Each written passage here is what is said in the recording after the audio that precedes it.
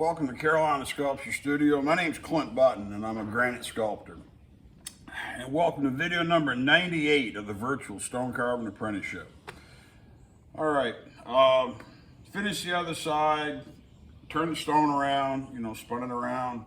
We've already finished this end. Now I'm working on this side and talk about that in just a second. Just got a message on one of the internet forums that I'm involved with. It's got nothing to do with stone. Okay, I avoid those because they make my head explode. Because most of the people that post on a lot of the sculpture-related forums, there's very few of them that earn a full living doing it, cutting stone. They know all about cutting stone. They tell me all about how to do it and everything, and they're not. None of them are us. Okay, we aren't on these things. We're not. We just aren't. Got a note about someone who was a legitimate master craftsman in his field, and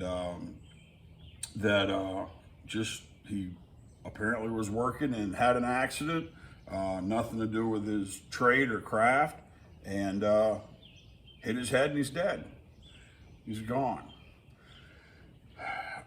I made a point in one of these videos, I think it was the triangle theory, when I was laying out the triangle theory, about people being dead. It's amazing what a craftsman can do and can know. When someone can achieve a level of fluency to be considered a master, not because they're patting themselves on the back saying, see how good I am, see I'm the best, nobody's better than me. I'm talking about when somebody can put a task in front of them and they can have the critical evaluation skills, the experience in the work, and the dexterity and fluency with the tools of the trade to solve that situation, whether it's a problem, whether it's just a straightforward task, and they can just do it. And you may have an opportunity to be around people like that, whether it's a lot or a little in your life. And they may be in the kitchen shaking pans. They may be, doing stonework. I don't know, whatever. But they're so good that I always think about it in terms of I want to wield my chisels. I want to carve like you see some of these brilliant musicians, and they just pick up a guitar or whatever and they just play. And they're so good at it that the task of the actual physical task of doing the work, there's no impedance to them. They're so fluent with what to do and how to do it that they can let their creativity, what's in them, they can express it. And there's no barrier because they're confused on how to hold. I want to be able to take this chisel and do whatever I want with it and not have to think about it. The only thing I got to think about is that I grab the right chisel, that it's a round and not a flat. And beyond that, I just go. And I don't have to think. To me, that's incredible. That's just awesome. And, but this man was a master. Fell over his head and he's dead. And everything he knows stops. Right there. It's done. It just stops.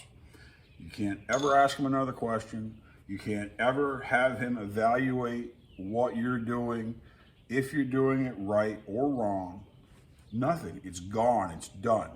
So the reason I'm doing these videos is to try to capture what I have to share, what I know, so that what my masters taught me with all these little obscure, I can't write this down in a book.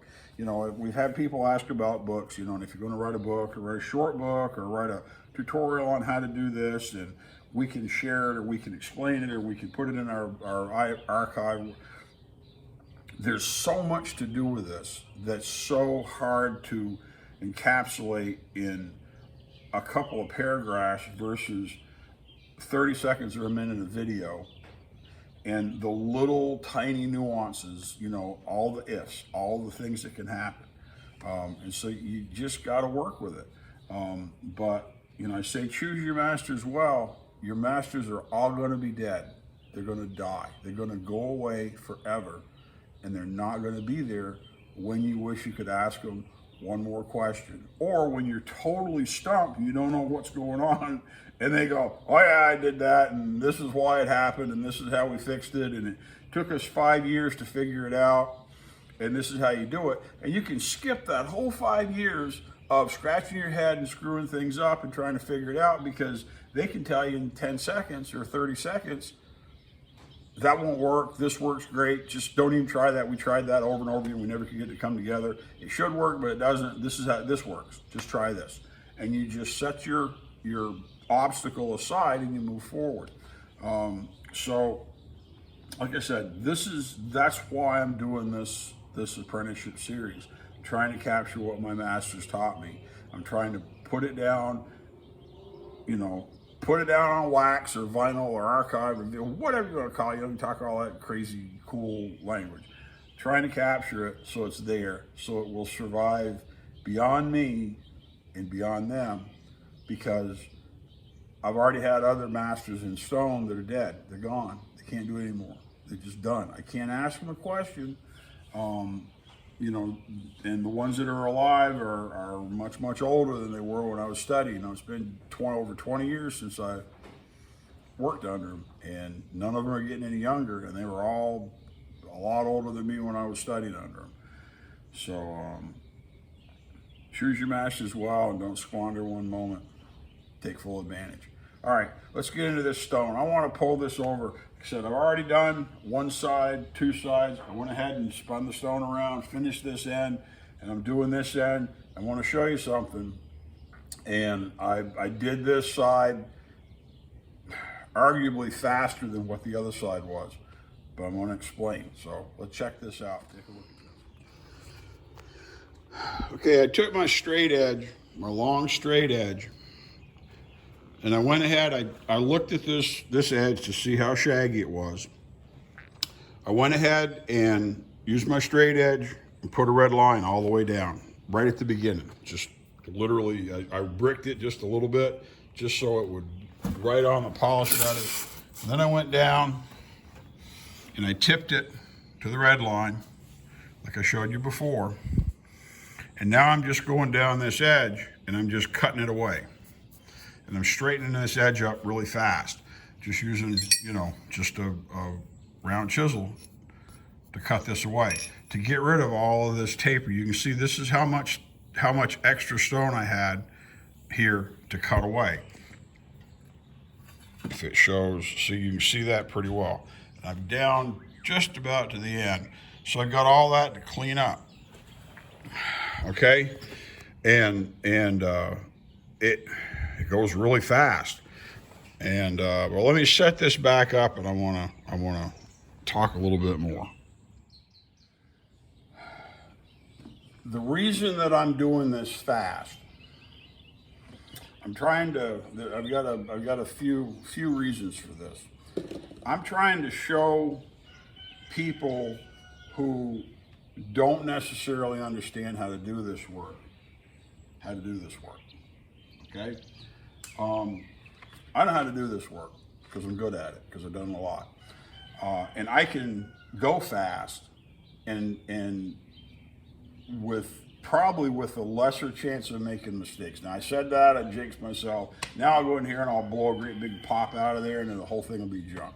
You got to be careful because you get tutored, because nobody's that good. But I can go about this in a expedited method or way because I've got a lot of experience with it. What I showed you on the other side, where I went about it very slow, we worked the high points down and worked it down and got it pretty close and did our straight line, instead of just putting a straight line on and cutting it all the way really fast, is that I want you to understand that there's more than one way to do this.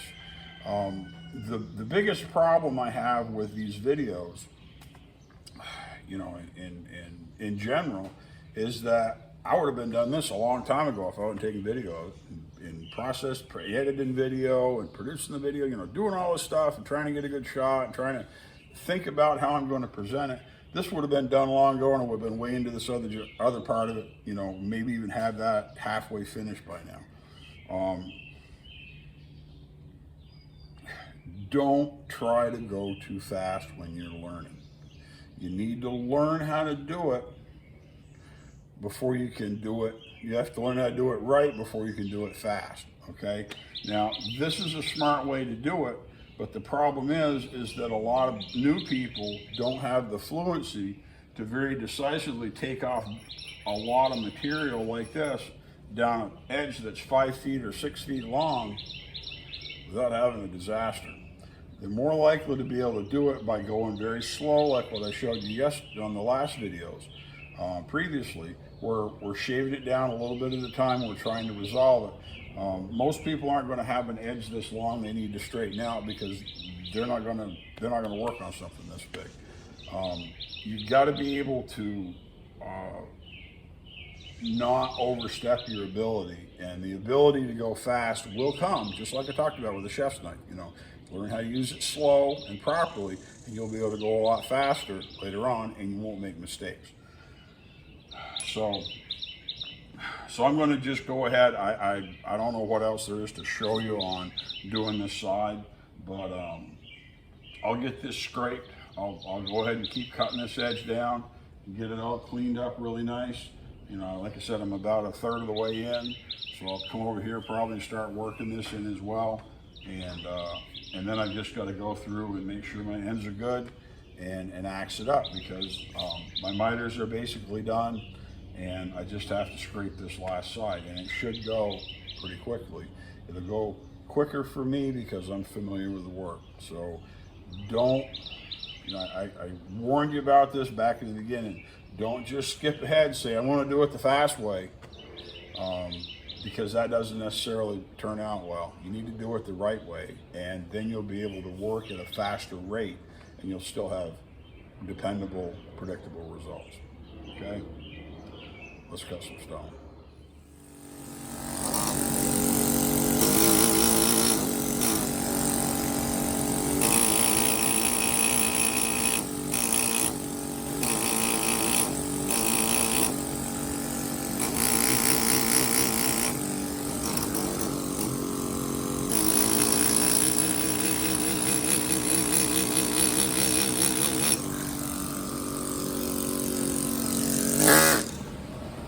I mentioned this before, get used to working out of position. I'm more comfortable turned around cutting with this hand out in front up against the stone.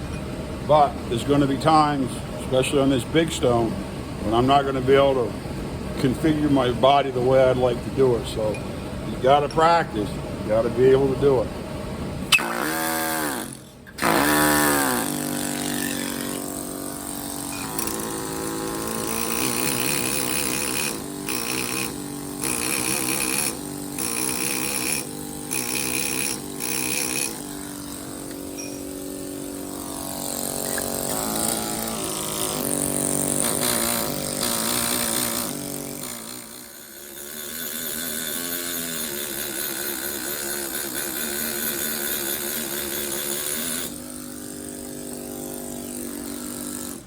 Let me show you something, clarify with axing.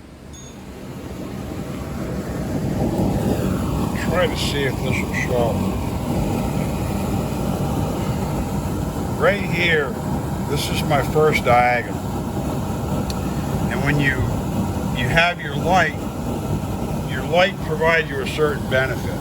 Now, right here, you should be able to see some of these lines diagonal. Then you move down here and it smooths up tremendously. You don't see any lines at all. In a big part, that's because the light is shining down at approximately the same angle as the tool. And that means the light carries along these lines and it doesn't create the shadows that this does, where the light is being blocked and then casting a shadow past the little cut from the tool. So you can use your light to either see what you're cutting or not see what you're cutting. And if you can't see them at all, it means you got them pretty smooth because they're all lined up with the light. And if the light crosses them or they cross the light, it'll create a shadow. So we'll do this both ways. You can either have the light working with you to read it as you go, or working against you to read it as you go. But either way will work. And then we'll go through and we'll clean all this off with a straight axe. But I didn't know if I talked about that. Your light management is so important. You got to make sure you got a really good handle on it. You got really good equipment to light it. And it doesn't take anything more than a single lamp. I really like having the floodlight. That's a halogen bulb, 150 watt. So whatever you get used to. The lighter the bulb is, the lower wattage, or these LEDs, save the world bulbs that are going to fix everything. You can't see anything, and you'll end up with a raging headache trying to concentrate and see what you're doing. So work with it, see what you get used to, and do some stuff. Keep axing, get close. Got to finish them halfway through with the second 45. Just scrape it out.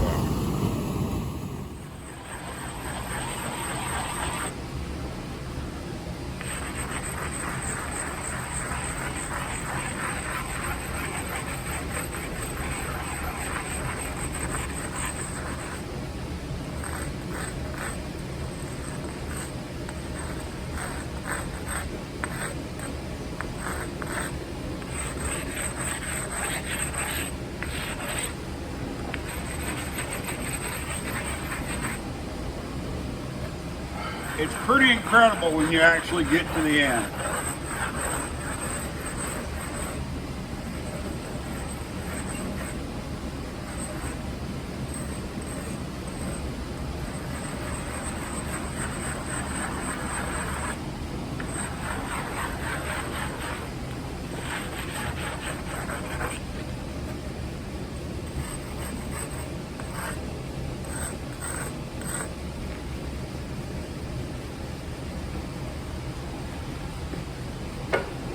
Now,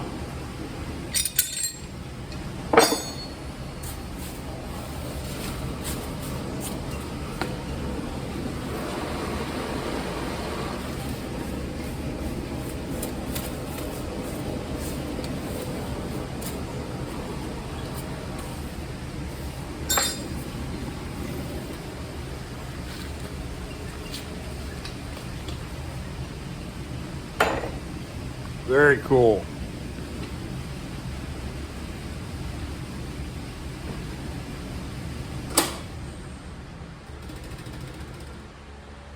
All right, after this long, it's done. And I'll watch over it. I'll probably see things like, you know how to fix that, and how to make this better. It's nice having a fan blowing.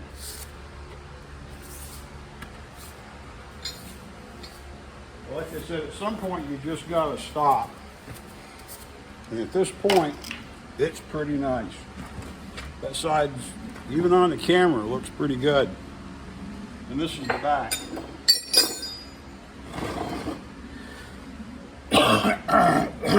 Now,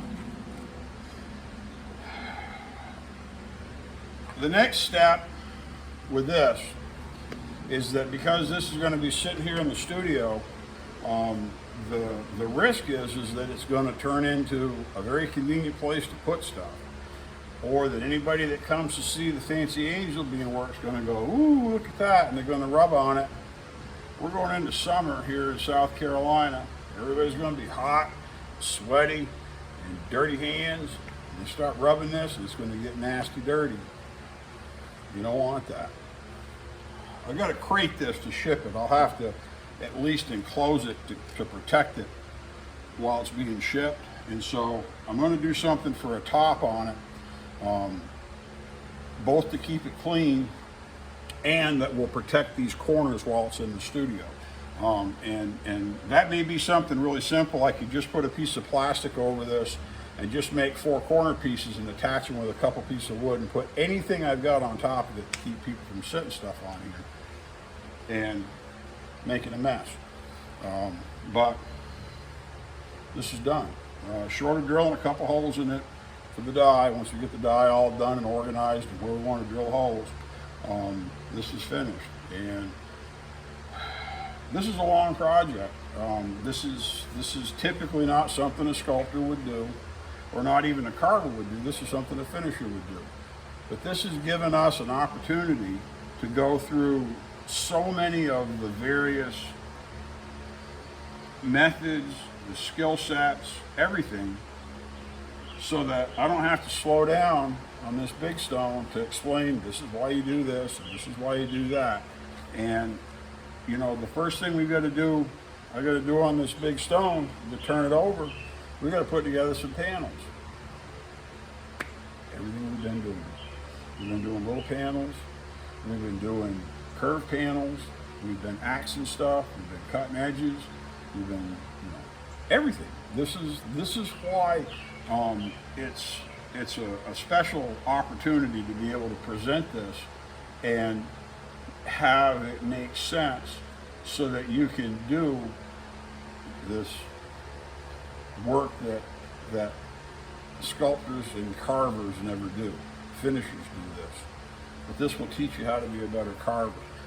We got to really have a firm grasp on method. You know, I talked about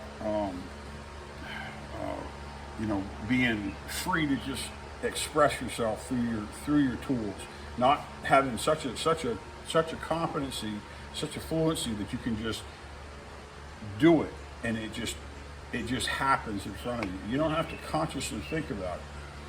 Once we start doing things with these compasses, we've got to swing compasses and we've got to be as excited about shooting an individual point as we are about cutting a pretty detail like a finger. And people get lost on that. They don't think that stuff like that is important. When you start doing, the only thing I can compare doing with the compasses that I can compare it to is it's like when you look at the constellations and you see these maps, and this map is, I don't even know the constellations.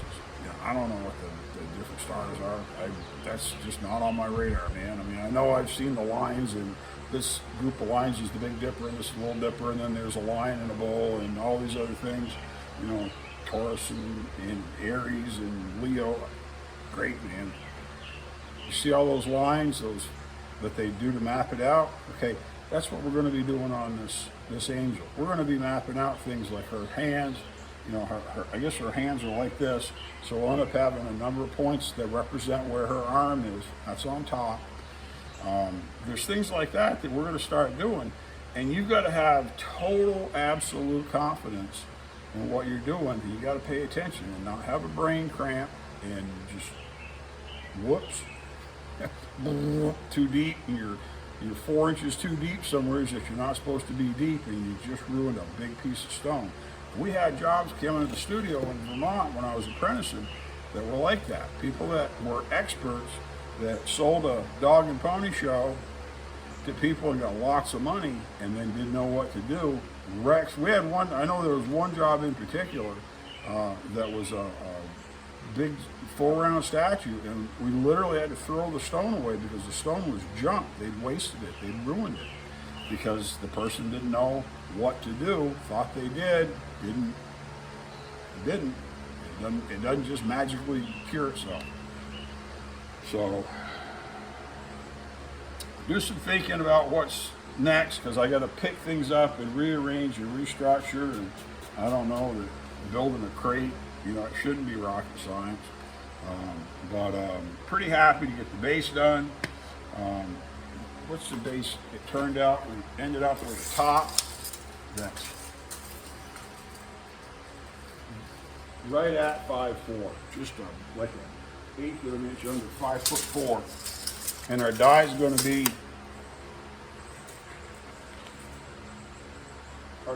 be around 410, and so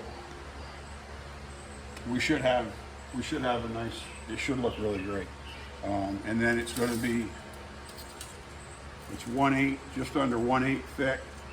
across the top, and the die's going to be up to 1-2, about 1-2, because we've got 1.5 inches or so to take off. So we're going to have a decent margin front and back that'll look good. It should look really nice. So appreciate you sticking in there.